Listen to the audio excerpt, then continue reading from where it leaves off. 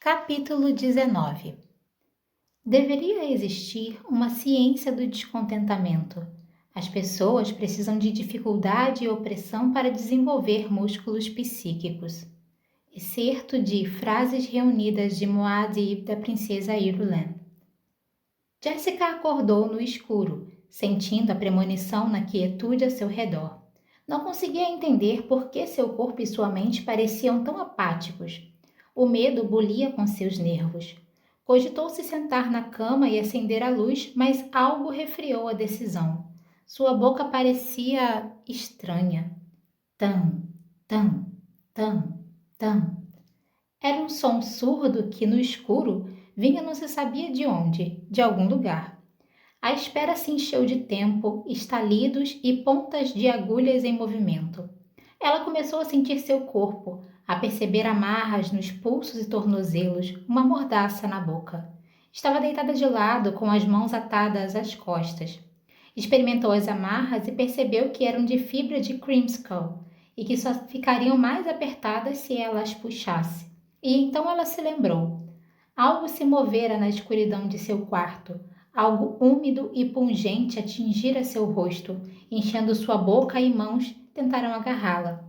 Ela havia arquejado, uma única inspiração, e sentira o narcótico na umidade.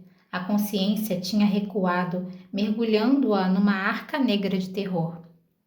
Aconteceu, ela pensou. Como era simples subjugar as Bene Gesserit. Bastava apenas a traição. Hawat estava certo. Ela se obrigou a não puxar as amarras. Este não é meu quarto, ela pensou. Levaram-me para algum outro lugar. Aos poucos ela foi reunindo a calma interior. Percebeu o odor de seu próprio suor rançoso, misturado à infusão química do medo. Onde está Paul? Ela se perguntou. Meu filho, o que fizeram com ele? Calma. Ela se obrigou a manter a calma, usando as antigas fórmulas. Mas o terror continuava tão próximo. Leiro, onde está você, Leiro? Notou que a escuridão diminuía. Começou com as sombras. As dimensões se separaram. Tornaram-se novos espinhos de percepção. Branco, um risco sob uma porta. Estou no chão. Pessoas andando. Sentiu isso no assoalho. Jessica voltou a reprimir a lembrança do terror. Tenho de me manter calma, alerta e preparada. Pode ser que eu tenha apenas uma oportunidade.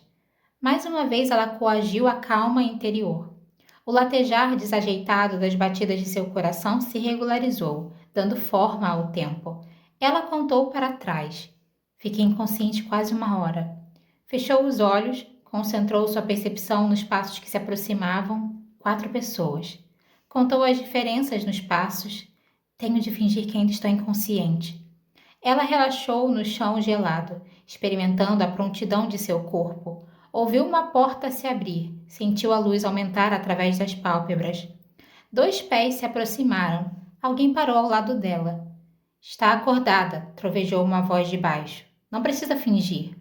Ela abriu os olhos.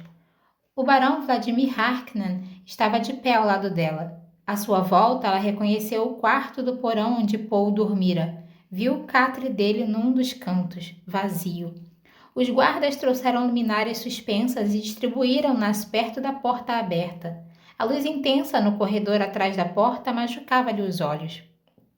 Ela olhou para cima, para o barão. Ele vestia uma capa amarela que fazia volume por cima dos suspensórios portáteis. As bochechas gordas eram 2 montes querubínicos sob os olhinhos aracnonegros. O tempo de ação da droga foi calculado, rimbombou ele. Sabíamos o exato minuto em que você recuperaria a consciência. Como? Ela se perguntou. Teriam de saber meu peso exato, conhecer meu metabolismo, meu... É uma pena que tenha de continuar amordaçada, disse o barão. Teríamos uma conversa tão interessante. Só poderia ser Yu, ela pensou. Mas como? O barão olhou para a porta atrás dele. Entre, Peter. Ela nunca antes tinha visto o homem que entrou e colocou-se ao lado do barão, mas o rosto era conhecido, e também o nome, Peter de Vries, o assassino Mentat. Ela o examinou, traços aquilinos, olhos tingidos de azul que sugeriam ser ele nativo de Arrakis, mas sutilezas de postura e movimentação deixavam claro que não era o caso. E a pele dele era firme, rica em água. Era alto, porém esguio, e havia nele algo de efeminado. Pena que não possamos ter nossa conversa, minha cara Lady Jessica, o barão disse. No entanto, estou a par de suas habilidades. Ele olhou para o Mentat. Não é verdade, Peter?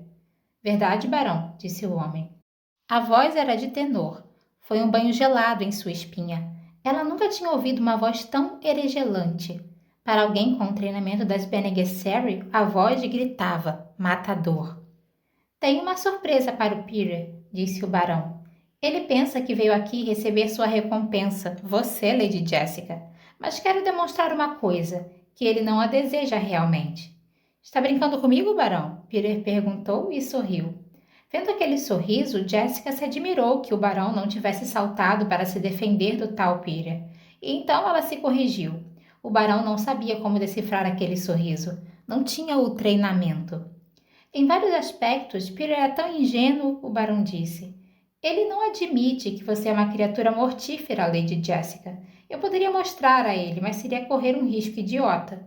O barão sorriu para Peter, cujo rosto se transformara numa máscara expectante. Sei que o Peter quer de fato. Peter quer o poder. O barão prometeu que eu ficaria com ela, Peter disse. A voz de tenor perdera um pouco da circunspecção gélida. Jessica ouviu os sinais na voz do homem e permitiu-se um estremecimento interior. Como é que o barão conseguiu transformar um Mentat num animal desses? Darei a você a oportunidade de escolher, Peter, disse o barão. Escolher o quê? O barão estalou os dedos gordos. Esta mulher e o exílio fora do Império, ou o ducado de Atreides em Arrakis para governar como bem entender em meu nome? Jessica observou os olhos de aranha do barão examinarem Peter. Você poderia ser o duque daqui, a não ser do título, o barão disse. Meu Little está morto então? Jessica pensou. Sentiu um gemido mudo começar em algum ponto de sua mente. O barão manteve sua atenção voltada para o Mentat. Entenda a si mesmo, Peter. Você a quer porque ela era a mulher de um duque, um símbolo do poder dele, bela, útil, treinada primorosamente para desempenhar seu papel. Mas um ducado inteiro, Peter, é mais que um símbolo, é a realidade. Com isso você poderia ter muitas mulheres, e mais. Não está brincando com Peter? O barão se virou com aquela leveza de dançarino que lhe conferiam os suspensores. Brincando? Eu? Lembre-se, eu estou abrindo mão do menino. Você ouviu o que o traidor disse a respeito do treinamento do rapaz. São iguais, mãe e o filho, mortíferos. O barão sorriu. Tenho de ir. Mandarei o guarda que reservei para este momento. É surdo como uma porta. As ordens dele são transportar vocês na primeira etapa de sua viagem de exílio. Ele subjugará a mulher se notar que ela tem você sob controle. Não deixará você tirar a mordaça até terem saído de Arrakis. Se você decidir não partir, ele tem outras ordens. Não precisa ir embora, Peter disse. Já escolhi. Ah, fez o barão com uma risadinha desdenhosa. Uma decisão tão rápida só pode significar uma coisa. Fico com o ducado, Peter disse. E Jessica pensou. Será que Peter não sabe que o barão está mentindo? Mas como poderia saber? Ele é um Mentat deturpado. O barão olhou para Jessica. Não é prodigioso eu conhecer Peter tão bem? Apostei com meu mestre de armas que essa seria a escolha de Peter. Ah, bem, já vou indo. Assim é muito melhor. Ah, muito melhor. Entendeu, Lady Jessica? Não tenho nada contra você, é uma necessidade. Assim é muito melhor, sim. E não cheguei realmente a mandar que a destruíssem. Quando me perguntarem o que aconteceu a você, poderei dar de ombros sem fugir à verdade. Fica a meu critério, então? Peter perguntou. O guarda que vou lhe mandar acatará suas ordens, disse o barão. Faça o que fizer, caberá a você decidir. Ele encarou Peter. Sim, neste caso não haverá sangue em minhas mãos. A decisão é sua. Sim, não sei de nada. Espere até eu sair, então faça o que tem de fazer. Sim, bem. Ah, sim, ótimo. Ele teme ser interrogado por uma proclamadora da verdade, Jessica pensou. Quem? Ah, a reverenda madre Gauss Helen. É claro. Se ele sabe que terá de ser interrogado por ela, então o imperador certamente está envolvido nisso. Ah, meu pobre Leiro. Com uma última olhadela para Jessica, o barão se virou e saiu pela porta. Ela o seguiu com os olhos, pensando. É como a reverenda madre avisou, o adversário é forte demais. 2 soldados Harkness entraram. Um terceiro, com a cara tão marcada por cicatrizes que parecia uma máscara, veio logo em seguida e ficou junto à porta, com uma arma lês na mão. O surdo, Jessica pensou, examinando o rosto marcado. O barão sabe que eu poderia usar a voz com qualquer outro homem. O de cara marcada olhou para Peter.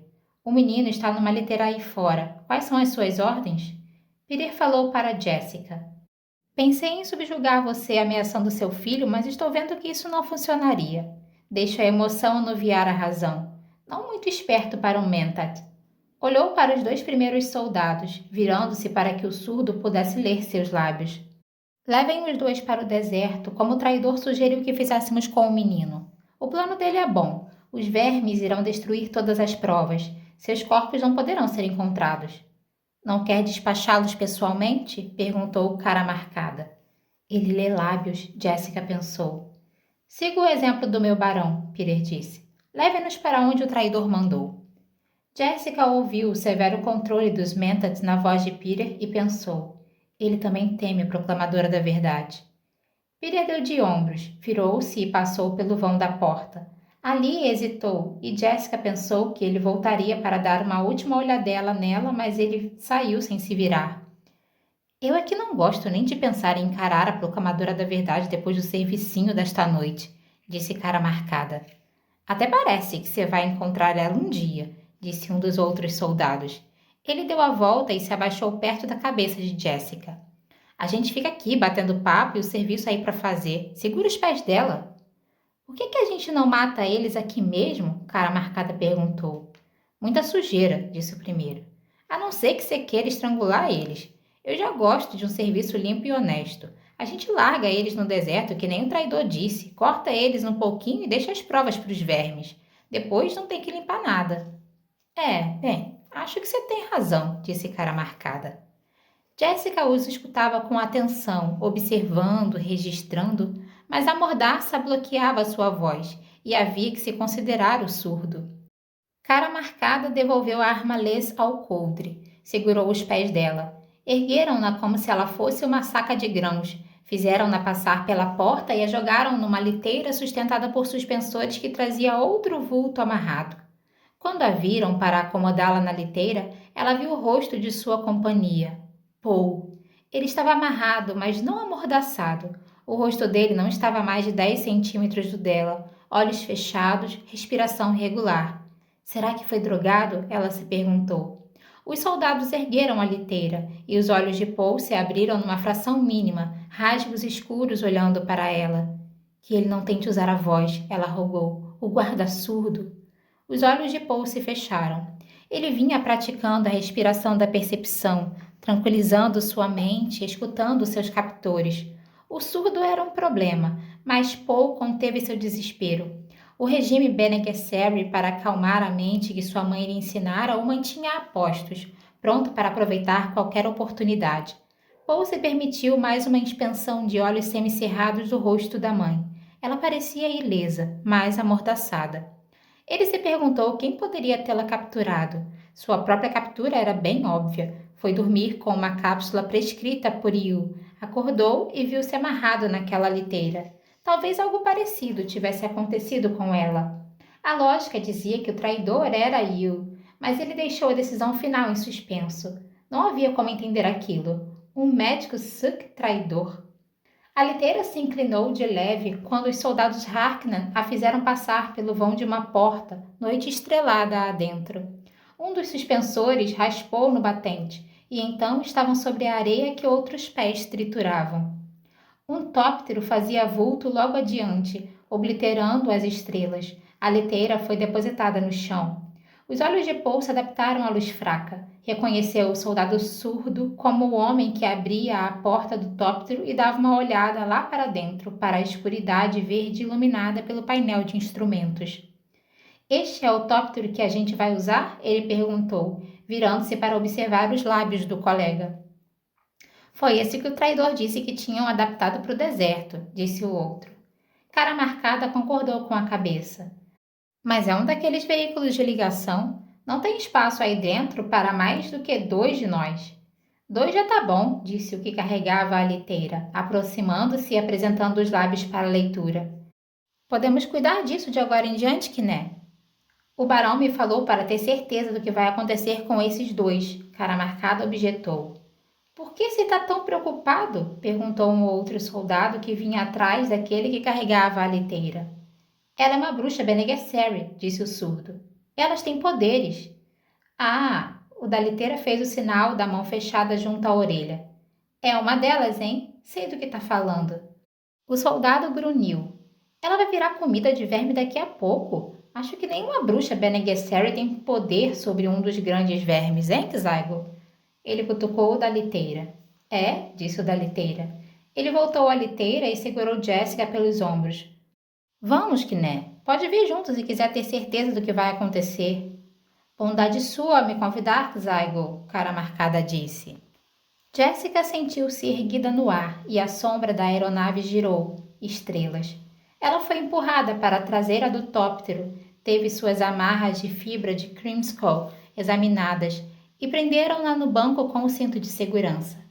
Paul foi espremido ao lado dela, preso com um cinto, e ela notou que ele tinha sido amarrado apenas com corda. Cara Marcada, o surdo que eles chamaram de Quiné, sentou-se na frente.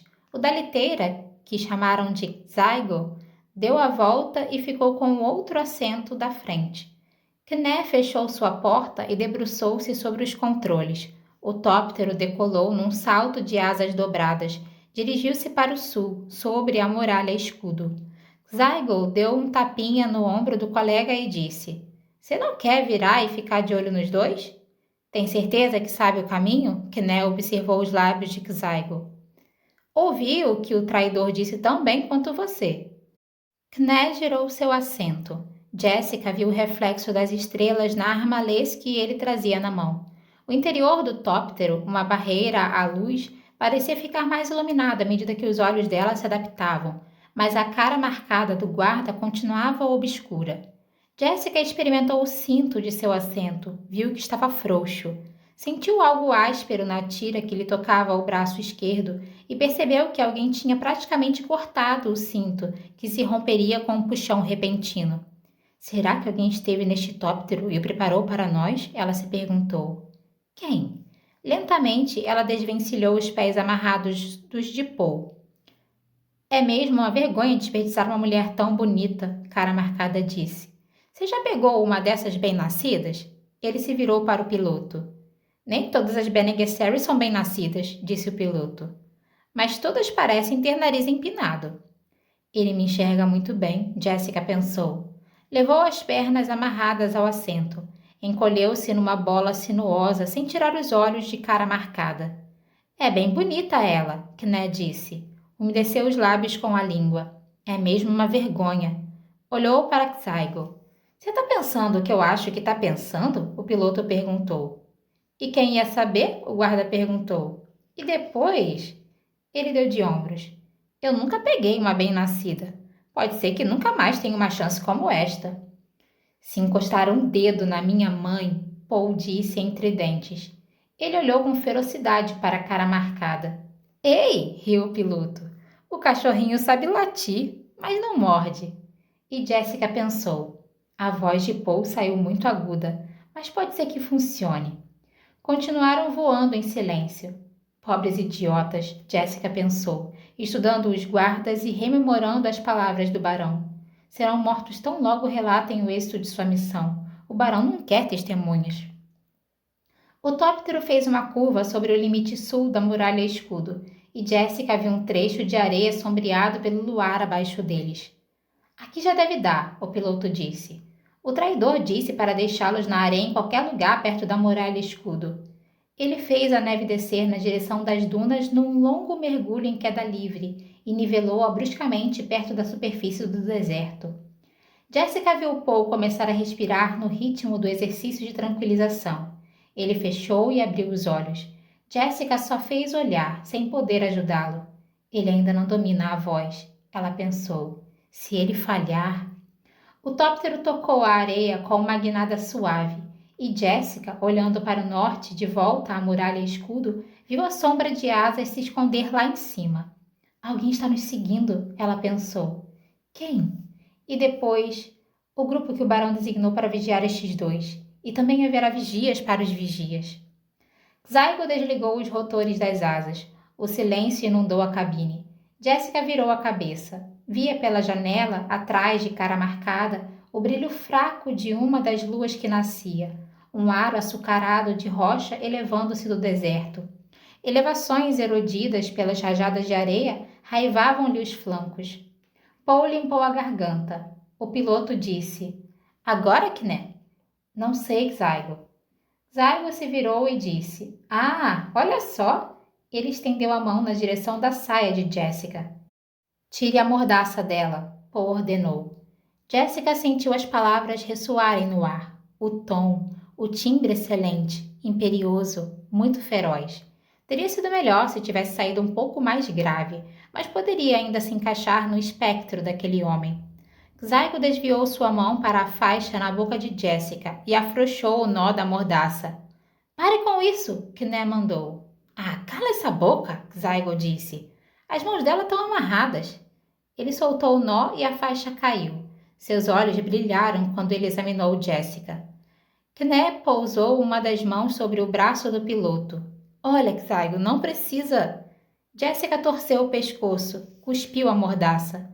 Deu sua voz um tom grave e pessoal. Cavalheiros, não precisam brigar por minha causa.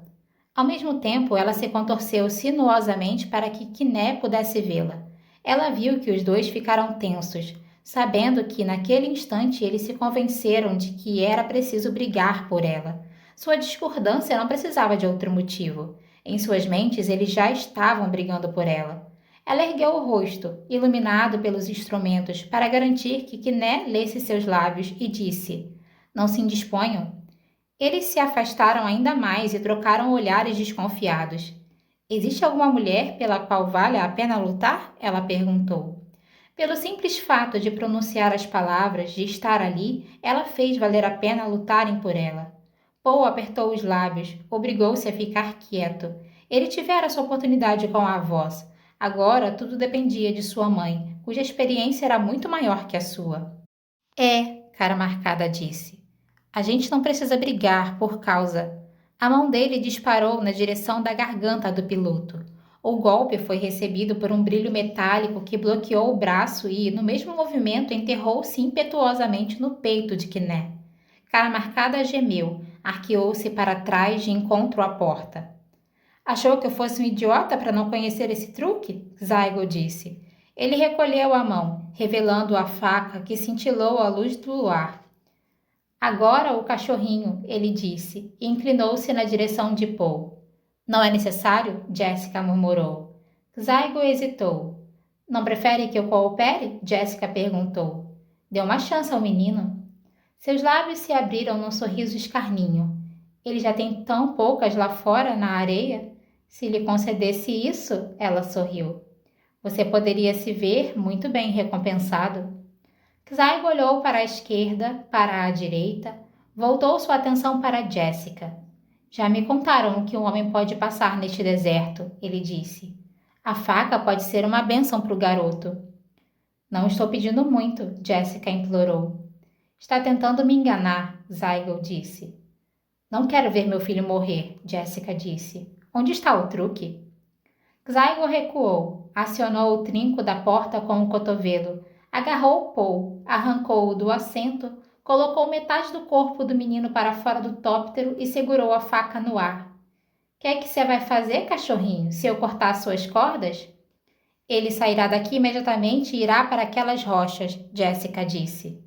É isso que vai fazer, cachorrinho? Zygo perguntou. A voz de Paul saiu convenientemente rude. Sim. A faca abaixou, cortou as amarras das pernas dele. Paul sentiu em suas costas a mão pronta para atirá-lo na areia. Fingiu cambalear de encontro ao umbral da porta em busca de apoio. Virou-se como quem tentasse se segurar e atacou com o pé direito. O dedo do pé foi dirigido com uma precisão que fazia jus a seus longos anos de treinamento, como se todo aquele treinamento se concentrasse naquele instante. Quase todos os músculos de seu corpo cooperaram na colocação do golpe. A ponta atingiu a parte mole do abdômen de Zygo, logo abaixo do externo, e subiu com toda a força, passando por cima do fígado e atravessando o diafragma para esmagar o ventrículo direito do coração do homem. Com um grito gorgolejante, o guarda foi atirado para trás, sobre os bancos. Poe, incapaz de usar as mãos, continuou a cair até a areia, aterrissando com uma cambalhota que absorveu o impacto e o recolocou em um pé num só movimento. Ele voltou a entrar na cabine, encontrou a faca e segurou-a entre os dentes enquanto sua mãe cerrava as amarras que a prendiam. Ela pegou a arma e liberou as mãos dele. Eu poderia ter cuidado dele, ela disse. Ele teria de cortar minhas amarras. Foi um risco idiota. Vi a oportunidade e a aproveitei, retrucou. Ela ouviu o controle severo da voz dele e disse: o sinal da casa de Yu foi desenhado no teto desta cabine. Ele olhou para cima e viu o símbolo em caracol. Vamos sair e examinar este veículo, ela disse. Há uma mochila debaixo do banco do piloto. Eu a senti quando entramos. Uma bomba? Duvido. Há algo peculiar aqui. Paul saltou para a areia e Jessica o seguiu. Ela se virou, enfiou a mão sob o banco à procura da estranha mochila, vendo os pés de Zygo perto de seu rosto, sentindo a umidade da mochila ao retirá-la, percebendo que era o sangue do piloto. Desperdício de umidade, ela pensou, sabendo que se tratava de um pensamento araquino. Paul olhou ao redor, viu a escarpa rochosa que se erguia do deserto, como uma praia que se elevava do mar, e as paliçadas esculpidas pelo vento mais adiante. Ele deu meia volta quando sua mãe tirou a mochila do tóptero. Viu-a olhar por sobre as dunas para a muralha escudo. Ele olhou para ver o que tinha chamado a atenção dela. Viu um outro tóptero se precipitando na direção deles. Percebeu que não tinham tempo para tirar os corpos de dentro do tóptero e fugir. Corra, Paul! Jessica gritou. São os Harkonnen! Capítulo 20. Arrakis ensina a mentalidade da faca. Cortar fora o que está incompleto e dizer que agora está completo, porque acabou aqui. Excerto de frases reunidas de Muad'Dib da princesa Irulan. Um homem vestindo o uniforme Harkonnen derrapou no chão e deteve-se na porta do corredor. Olhou para Yu, assimilou num só relance o corpo de Mapes, a forma estatelada do duque e Yu ali de pé. O homem segurava uma arma lês em sua mão direita. Havia nele um ar despreocupado de brutalidade, uma sensação de vigor e aplomb que fez Yu estremecer. Sardaukar, Yu pensou. Um bashar, pelo jeito. Provavelmente um dos subordinados diretos do imperador, mandado aqui para ficar de olho nas coisas. Não importa o uniforme, não há como disfarçá-los. Você é Yu, o homem disse. Ele olhou intrigado para o anel da escola Suk nos cabelos do médico. Olhou uma vez só para a tatuagem em forma de diamante e depois encontrou os olhos de Yu. Sou Yu, disse o médico. Pode relaxar, Yu, o homem disse. Quando você baixou os escudos da casa, nós entramos em seguida. Tudo está sob controle. Esse é o Duque? Este é o Duque. Está morto? Apenas inconsciente. Sugiro que o amarre. Foi você que liquidou aqueles ali? Ele olhou de relance para trás, na direção do corredor, onde jazia o corpo de Mapes. Tanto pior, Yu murmurou. Pior? Desdenhou Sardaukar. Ele avançou, olhou para Leiron no chão. Então este é o grande Duque Vermelho. Se eu ainda tivesse alguma dúvida sobre a identidade deste homem, não a teria mais agora, Yu pensou. Somente o imperador chama os Atreides de Duques Vermelhos.